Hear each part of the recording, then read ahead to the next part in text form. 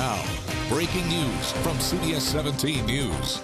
Breaking news tonight, we are covering a triple shooting in Chapel Hill. We know one person is dead and others are hurt. We have live team coverage ahead for you tonight. But first, we are tracking the impacts of Hurricane Ian. Thanks so much for joining us, everybody. I'm Rod Carter. I'm Angela Taylor. As you can see behind us, the waves really starting to pick up in Key West. We have team coverage of the storm tonight. CBS 17's Maggie Newland will join us in just a bit after talking to people escaping the storm. But of course, let's begin with Chief Meteorologist Wes Hohenstein, who's got the very latest on the track. You just got this update in just a couple minutes ago. Yeah, and tonight the National Hurricane Center says Ian is still a Category 3 hurricane with 120-mile-per-hour winds, a well-defined eye from the radar out of Key West. It's about 120 miles from the Fort Myers area, where it's expected to make landfall tomorrow as a Category 4 hurricane. Now, that's when the center will arrive in Florida. All day long, they've had heavy rain bands with strong wind gusts and tornadoes. That's been throughout the day today.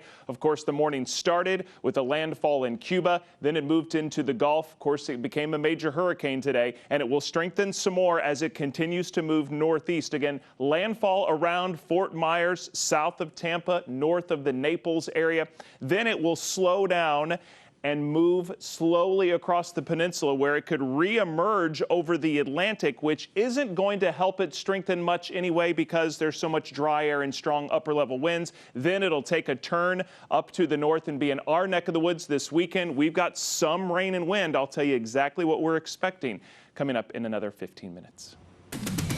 All right, Wes, thank you. And now back to that breaking news. 3 people are shot, one of them dead in Chapel Hill. We have team coverage tonight. Galat Malaman is at UNC, not far from where that shooting took place. But we're going to begin with CBS 17's Lillian Donahue at the scene of where this all went down. Lillian.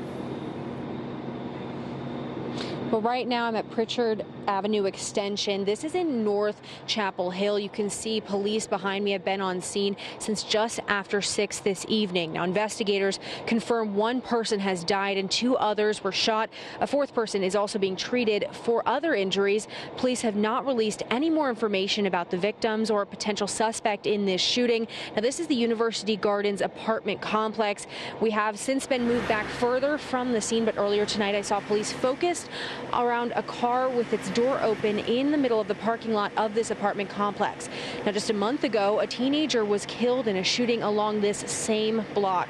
Neighbors spoke with me off camera and said they heard the shots, rushed outside to make sure that their friends were okay. Now, since there were multiple victims here, multiple agencies responded, like the Orange County Emergency Management Teams and Chapel Hill Fire Department. Now, police are still processing this scene behind me. We're going to make sure to keep you updated as we learn more about the victims or any potential suspects. Reporting live in Chapel Hill, Lillian Donahue, CBS 17 News. All right, Lillian, thank you. And Galat Malaman continues our team coverage for us tonight. And Galat, although this was not on campus, students were alerted about it.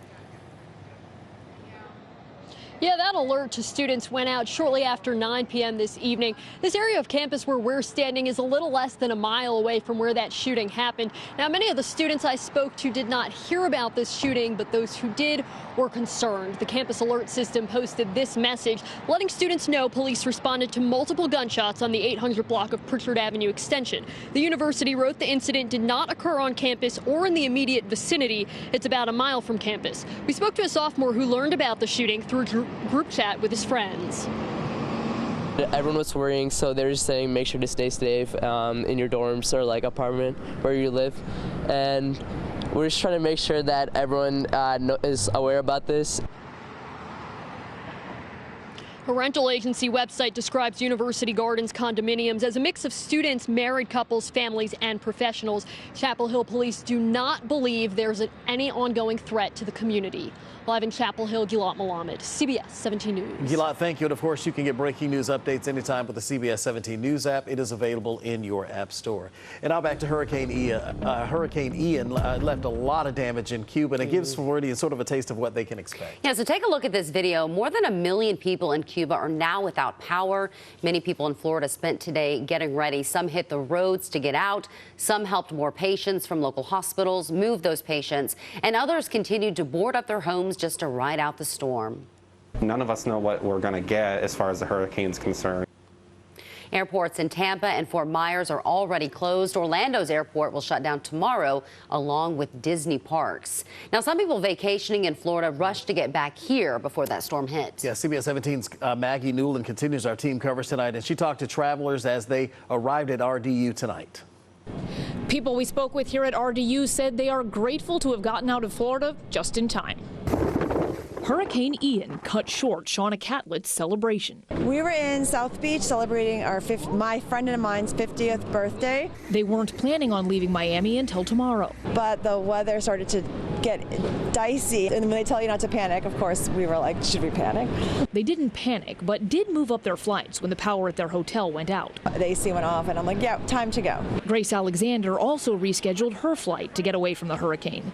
She goes to school in Boca Raton, where classes are canceled tomorrow. I originally was coming home Thursday. I was coming home to see my family and my friends, and the hurricane came, and I was like, I'm not getting out Thursday, so I have to come back earlier. She says the weather was already getting rough. A lot of rain, a lot of wind. We may still see Ian's effects here, but most travelers say they'd much rather be in North Carolina than Florida right now.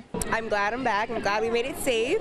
I'm glad we beat the hurricane. I felt like we made the right choice. But their thoughts are with those in Ian's path. I just hope everyone's okay. Tampa's airport is already closed. Orlando is scheduled to close to commercial flights in the morning. But if you're headed anywhere near this storm's path, you definitely want to check with your airline. At RDU, Maggie Newland, CBS 17 News. I always say when they close Disney parks, you know it's a serious storm. Sure. All right, here's a live look at I-95 tonight. We know families displaced by Hurricane Ian may take it to get to safety. The Fayetteville Area Convention and Visitors Bureau did set up a unique website just for evacuees.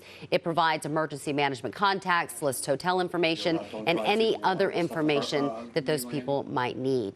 Now, because of the storm, some changes are coming for events in the area, namely the Bluegrass Festival scheduled for this weekend. Yeah, a couple 100,000 folks are set to attend this, and because of the storm and the rain it's expected to bring with it, everything is going to be moved inside. All music and activities will be held at the Raleigh Convention Center. The main stage performances that were planned for Red Hat Amphitheater are moving to the Duke Energy Center for the Performing Arts.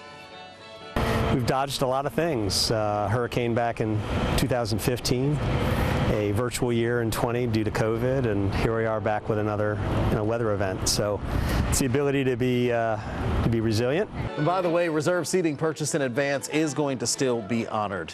Now, there are also several big football games coming up this weekend. Yeah, Sports Director Chris Clark is joining us now to break down the impact of all of those games. Yeah, you talk about lots of games being changed, rearranged. Most of the high school football games have moved from Friday to Thursday night, but our area colleges also affected. The East Carolina Pirates, they were supposed to play the USF Bulls in Raymond James Stadium in Tampa, Florida, but due to the weather, they moved the game further south and east to Boca Raton. Coach Houston addressed the issue today. Health and safety of our student athletes and our staff, just making sure everybody, has safe travel. I do think the route that we will be taking should be free of any weather, so I don't think that'll be an issue getting in there on Friday, and it's supposed to be, really pretty weather Saturday afternoon. And in an attempt to make sure they avoid as much of the bad weather as possible, the Campbell Camels and NC Central Eagles are moving up their kickoff time from Saturday from 6 p.m. to noon. It's going to take place down in Bowie's Creek. Meanwhile, the Fayetteville State Broncos are keeping the same kickoff time, 7 p.m., but moving their game up from Saturday to Thursday against Chowan, still at Luther Nick Gerald Stadium for that one. And last we checked, the NC State game is still on to face Clemson at 7:30 Saturday night in South Carolina. When the worst of the storm's going to be hitting down there, we're going to keep you posted to see if they choose to move that one. And meanwhile, Wake Forest still on to play Florida State in Tallahassee Saturday afternoon, 3:30. The ACC has not made a call on that yet, but Wake head coach Dave Clawson let his feelings be known this afternoon. It's one of those deals that you certainly hope that the ACC office makes the right decision. So it's, and if they don't, we will.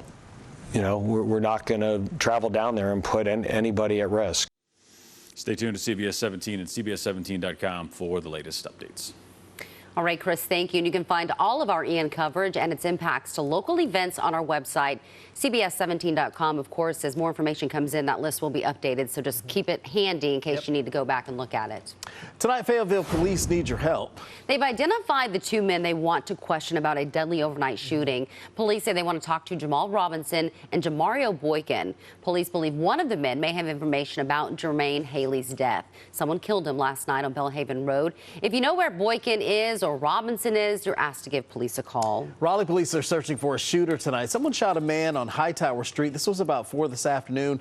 That man is at the hospital, but is expected to be okay. Police have not released any suspect information. The January 6th committee has postponed its upcoming hearing. It was supposed to take place tomorrow. It's not clear when it will be rescheduled. We, of course, will keep you posted. Today, the U.S. Treasury Secretary Treasury made stops in Durham and in Chapel Hill. Janet Yellen, she focused on efforts by the Biden administration to tackle climate change. To tackle these risks, we need to accelerate our transition to a clean energy economy. By doing so, we will also realize significant economic opportunities in high-growth industries while building economic resilience and creating good-paying jobs across the country. Yellen says she does expect companies to invest in the clean energy sector, and they plan to modernize the country's energy system. So Hurricane Ian moves closer to the U.S. We continue our coverage of the storm tonight. We'll tell you how local crews are preparing to help us right here in North Carolina and in Florida. And while the eye of Hurricane Ian may not get to Florida until tomorrow, they've had horrible conditions all day long. Heavy rain, tornadoes, and look at the wind gusts. Some spots in excess of 50 and 60 miles an hour on land. Those numbers are only going to go up as the storm strengthens. I'll show you again the track and what it means for our weather as we head into the weekend in less than 10 minutes. And the search for the duo who carjacked a couple and kidnapped their children is half over, who deputies are still searching for tonight. Plus, the search for lead in the water, how a local university is working to keep its students safe. You're watching CBS 17 News, covering local news that matters. In your face, asteroids, planet, saved, we think. Cool Bears got Samuel L. Jackson, new tonight. New tonight, Goldsboro police say a woman driving was blinded by the sun and hit someone who was walking. Yeah, this happened this morning on North Berkeley. The woman hit is expected to be okay. The driver was cited. A suspect in a Hoke County kidnapping and carjacking is in custody. The sheriff says the juvenile suspect turned himself in yesterday. Investigators say the teen and a man stole a couple's car at the Lucky Stop gas station with the kids inside. Both kids were later reunited with their parents. Deputies need your help tracking down that second suspect. UNC Chapel Hill has found lead in the water fountains at 2 more buildings. Yeah, we first told you about this last week. Higher lead levels have been found in water fountains and sinks at 8 buildings on campus since the end of August. The university is now taking an inventory of all the old water fountains and removing any one of them that are contaminated. So Wake County Public Schools considering letting high school students sleep in. The district wants to hear from parents about changing the start time. Under this new plan, elementary students would go to class from 7:30 until 2. High school students would start their day at 9:15 and get out of class at 4:10. A new report by the Congressional Budget Office reveals the estimated price tag for President Biden's plan to cancel some student debt is roughly $400 billion over a 30-year period. Well, last month, the president made that announcement that he was up to $10,000 in student loan relief was going to be given to some borrowers. Pell Grant recipients can receive up to $20,000, have that forgiven. Applications for those student loan relief packages can be expected to be released over the next month or so. Today, Piedmont Natural Gas met with some concerned Fayetteville homeowners and city leaders. People in the Foxfire subdivision off Yadkin Road want a gas regulator station built next to their homes to be moved. CBS 17 was not allowed inside that meeting at Fayetteville City Hall. Those inside do tell us, though, that they voiced their concerns. However, no permanent solutions have come out of it. Officials with Duke Energy, which owns Piedmont, says that the company installed that station next to their homes because it is near 3 pipelines. Our local emergency management officials and Duke Energy crews are already preparing for Hurricane Ian. Duke Energy officials met with leaders from Orange, Chatham, and Durham counties today to go over plans and new improvements that can help during power outages. We've made a number of grid improvements in the region, including pole and line upgrades that we've made in a number of areas. We've also placed some of our most outage-prone lines underground. Duke Energy is also deploying their drones to keep crews safe while they do make repairs. The drones also send back important information, such as when repairs will be needed. Right now, 2 Triangle Red Cross volunteers are on their way to Orlando to help those who may need it. Volunteers say when they go on these deployments like this, they don't really know what they're heading into, but they say whatever it is, they know it's worth it. It builds a great humility, helping people in their time of need.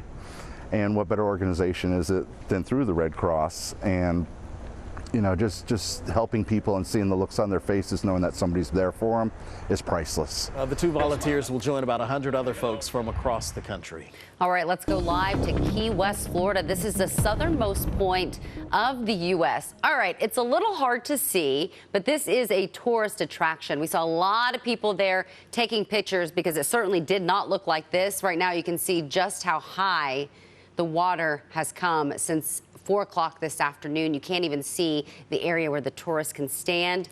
The waves have intensified as Ian continues to move in, and I imagine this is only going to get worse as the day goes on. Yeah, and as Ian moves closer and closer to the Sunshine State, we have some amazing video to show you this evening. Take a look here. This clip shows palm trees snapping in half. This is in Key West as well.